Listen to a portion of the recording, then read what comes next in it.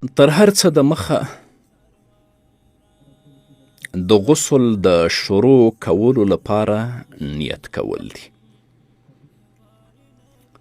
که هغه په ژبه باندې وي او که هغه په زړه کې وي، باید د پاکي او د طهارت نیت وکړی شي. له دې څخه وروسته دواړه لاسونه تر بندونو پورې باید پریول شي.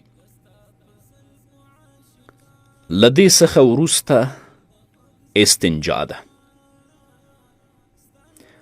له دې څخه وروسته که د بدن پر کم ځای باندې نجاست پروت وي، هغه باید لرې کړی شي.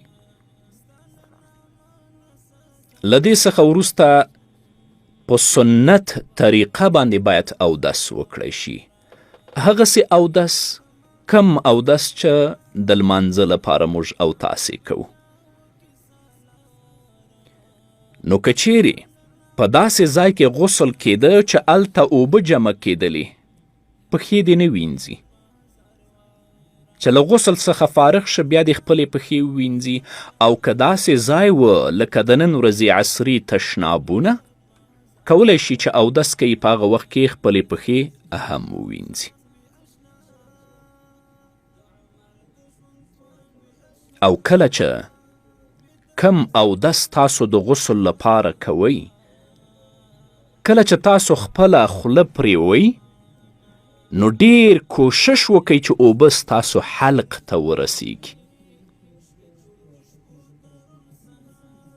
او په ډکه خوله اوبه په خپلې خولې باندې تیرې کړئ، یعنې اوبه خپل ستوني ته ورسیږئ.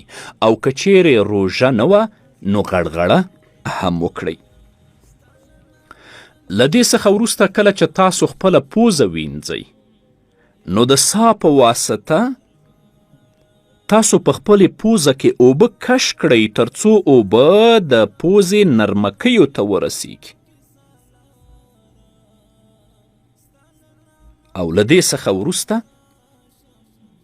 خپل ټول بدن وینځئ. په غسل کې 3 شیه فرض دي: یو د خولې وینځل، یو د پوزې، یو د ټول بدن.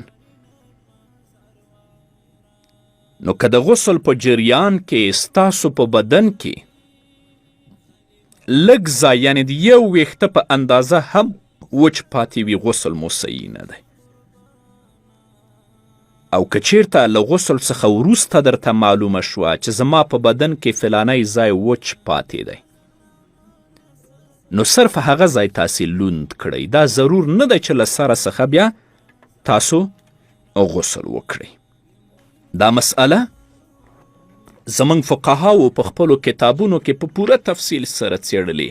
په ځانګړې توګه فتاوای هندیې لومړني جلد کې 14مه صفحه کې په 2م فصل کې، علامه ابن عابدین الشامی رد المحتار کې 114مه صفحه کې، خلاصة الفتاوا لومړني جلد کې 14مه صفحه کې، فقه اسلامی لومړني جلد کې 529مه صفحه کې، بدایع و صنایع په لومړني جلد کې 143مه صفحه کې.